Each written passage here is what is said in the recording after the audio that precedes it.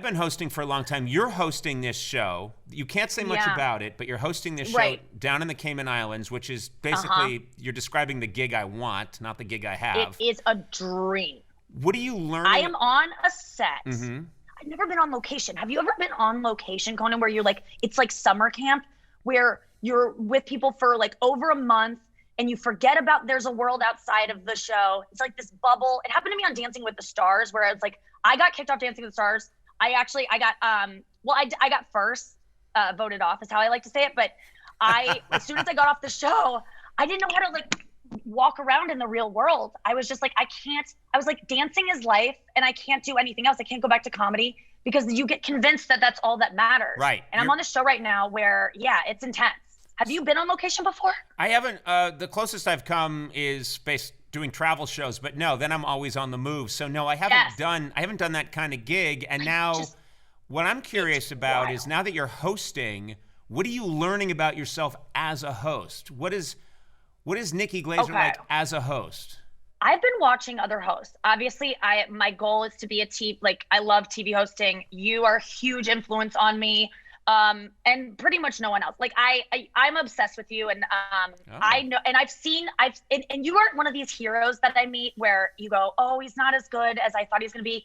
You're just as good, if not like better and more personable, like off camera, at least to me. Thank you. But then you find out, and you seem to be good to the people you work with, like from what I've seen. But you find out when you talk to like the crew and get to know these people who have worked on sets, that the stories that seem cartoonish of celebrities having these egos of like no eye contact on set, things that you think are just mythical, are actually real. Like there are celebrities that you and I love, who you and I probably have met before, who would only be nice to us because we're celebrities, but they treat people like trash and they literally will not allow eye contact. There's several people that I don't want to name because I'm scared of them and they're powerful, but I find that to be so just disheartening and awful. And so I try to be really nice and have like a connection with everyone on the crew. So to juxtapose that, I've started, when I arrive on set, I make each crew member have 4 to 5 minutes of deep connected eye contact with me. And it's slowed down production quite a bit. We're about 3 weeks behind at this point. And I've fallen in love with 1 key grip and 2 gaffers, and there's several HR complaints. And I don't really know what HR stands for. I'm assuming it stands for hand jobs rule. I don't know. But I haven't looked it up either. I don't think that's what it means, but until I look it up, I can't be 100% sure. You can't be sure. No one can really be sure what HR means. So but yeah, I've just made an extra effort to be nice and to make people who are working on the show feel a part of the show, because there is just this divide of celebrities. And it's not just about the celebrity thinking they're better than everyone else. A lot of times people just put that on celebrities, and I'm not even speaking for myself. I do this too, where you see someone in public that you really admire and you go, I don't want to bother them, or I don't want to tell them how much I love them because they hear it all day. But because of that, everyone thinks we hear it all day, and so no one says it to us. Right. I literally had to call like the executives of the show, like my bosses, and go, you aren't complimenting me enough. And they go, well, you're great. We figured you knew. Like, we gave you this job. And I go, I am a celebrity because I am so desperate for love from strangers, and anywhere I can get it. You will never give me a big head where it will never be enough. So please compliment me. And I've done that in my own life. Like, I know that, I read about the bystander effect in the one day I went to my psychology class in college and I wasn't hungover, and I learned that Kitty Genovese in 1964 was stabbed to death. 38 people heard her screams for help. No one called the cops because everyone thought someone else was calling the cops. We do this all the time. Oh, someone else will do it. And then no one does it. And she bleeds to death on the sidewalk. And that's what it's like when you don't tell me my hair looks good. I'm bleeding to death. No, it's not as extreme, but do you relate to this, comparing. You're comparing. It's the same thing. You're saying it's the same thing. It's pretty much the same thing. And I'm not disagreeing, but it's the same thing that you not getting enough praise on the set of your reality show is pretty much the same as the stabbing death of Kitty Genovese in 1964. Yeah,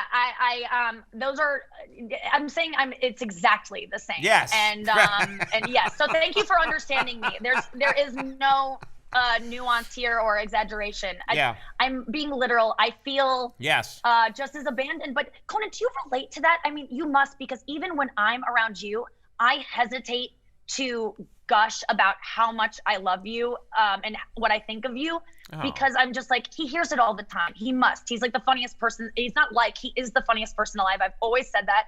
And but do you relate to that, Conan, that people sometimes don't say something to you because they're like, you hear it all the time, and you're like, no more? Well, that's the problem, is that it's a no-win situation, because what happens is, first of all, if it's someone like you, like an attractive woman, that's all I dreamed about when I was a kid and in my teens and through my 20s and then well into my 30s, was a very attractive woman complimenting me. That was my dream. So that's not going to go away.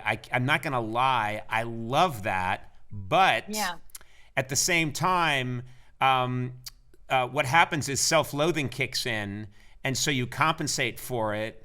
And it gets very complicated. And so what I've found is that compliments don't last. Compliments are like Tic Tacs. And when someone says something critical, that's like a roast beef dinner that's in your belly for 6 months. So I don't know why, like, you can get 1,000 Tic Tacs and you don't feel anything, but then one person says one thing and you never forget it. I don't know why. It's crazy, but have you found that to be true? That's why I don't read comments. Like, I miss so many positive YouTube comments saying how much, they want to have sex with me. And maybe saying that I'm like pretty funny for a woman or whatever. And I miss all of those things that really build me up, because I don't want to read the one thing that says she's a little too raunchy for me. That's the thing that I get, is people like to give you compliments. I know you've had this, where they're like, oh my God, I love you. My dad doesn't get you. Or like, they have to like juxtapose it with someone that, like, I get you, but this table at the comedy club, I was watching them the whole time. They hated you. How lame are they? Why do they think? I've made them. Why do they think you need to know that? Why do they think you need to know that someone else doesn't like you? Exactly. I'm telling everyone out there, don't couch your compliment with something else negative. No one likes it that way. And also, like, people stop telling me that, like, people always talk about my comedy special. I do talk about sex a lot. It's not because I'm like, I just want to challenge people and make them uncomfortable around their family. It's because it's like what I want to talk about. Yeah. That being said, it does make people uncomfortable sometimes, and I get that. Stop watching my special with your grandma. People are always like, can't watch Nikki's special with your 2-year-old. It's like, who's watching adult comedy specials with their family surrounded by them? This isn't like Lilo and Stitch. Like, I am, I don't understand. I'm being admonished. Nikki, many times when my kids were younger, I made the mistake of saying, let's check out Nikki's banging. Let's watch out. Let's check out Nikki banging, and they would be like, "What is it?" I'd say, "It's pretty much like Lilo and Stitch," and it never went well. My son, is scarred for life. That's the question. You read your comments, and your comments are, or when people tell you about them, it's, I would like to have sex with her, and that makes perfect sense. My thing is, people who really like what I do and are big fans with me, none of them want to have sex with me. That's not it. I don't get that. The people who love my work say, I love his work. And then if you said, would you like to just hold hands with him? They'd say, absolutely not. Absolutely Conan, not. It doesn't translate. It doesn't translate. Listen, I don't have that thing. I will not let you, as someone who is not a fan of Conan outside of you, tell me how I process my feelings about how funny you are, because I don't want to say anything out of turn, but it does equal sexiness. And someone asked me the other day, what celebrity is your hall pass? And I gave it to, who did I say? My friends here. I gave it to Conan and Dave Matthews.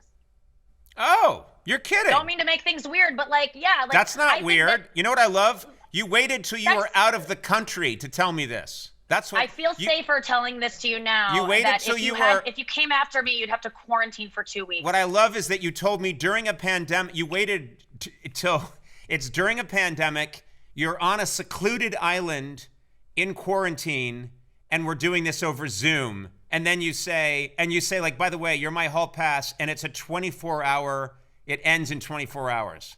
That's fantastic.